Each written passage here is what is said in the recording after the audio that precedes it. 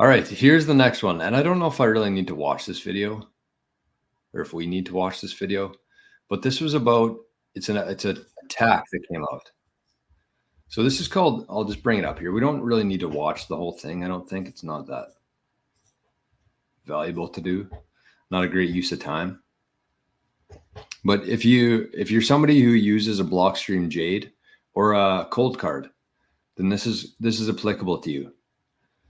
So one of my favorite wallet that I still use and will use is the Cold Card.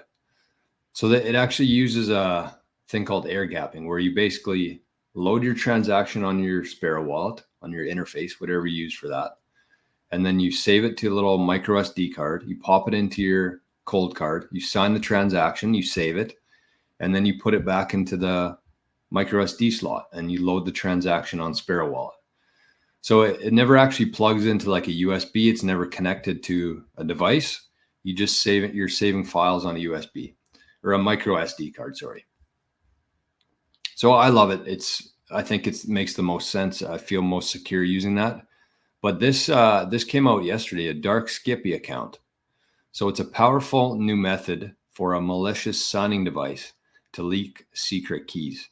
So if you have some time today, I would suggest watching this if you're somebody who uses the Cold Card or the Blockstream Jade, anything with an air gap.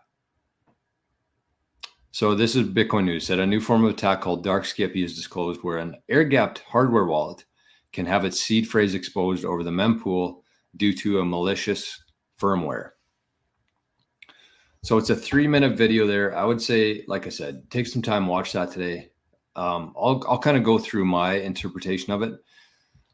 So it's essentially a firmware update, a malicious firmware update. So if you're somebody who keeps your devices, which you should be, your software up to date, but if you accidentally install the wrong one from, I don't know how you'd find the site, maybe a decoy site, but you install the firmware, you sign a transaction, and your private key, your 12-word phrase, is actually exposed or published to the mempool. So whoever is watching that, or whoever is responsible for the Dark Skippy, what a name, Dark Skippy, with a little evil rabbit there.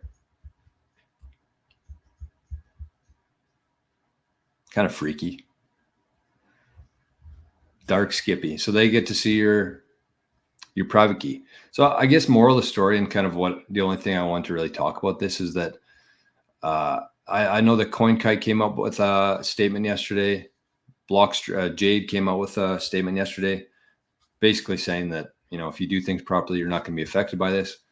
So just pay very close attention to where you're downloading things from, whether that's an application from a website, whether that's a Bitcoin wallet, whether that's a firmware update. Just pay very close attention to where you're downloading it from and make sure that you're getting it from the right source. It's very easy to just Google something, click the website, download it, and all of a sudden your Bitcoin wallet, your 12 words are exposed to the mempool. And for most people, if you're keeping it on cold storage, you're probably going to have a bit of Bitcoin on there, or a lot of sats anyways. So just pay attention to that. This is, we have to be very attentive with this kind of stuff. There's a lot of responsibility that comes with Bitcoin. It's fun. It's exciting to say the whole, be your own bank, but no middleman, but everything has trade-offs, right? When you don't have when you take on the responsibility for yourself, when you don't have the insurance there of a bank, somebody to make sure that regardless of what you do, it's going to be covered. When you don't have that, you have to be the person responsible for it. And there's a lot of responsibility there. And a lot of people simply either aren't ready for that or have no interest in it. But pay attention to that.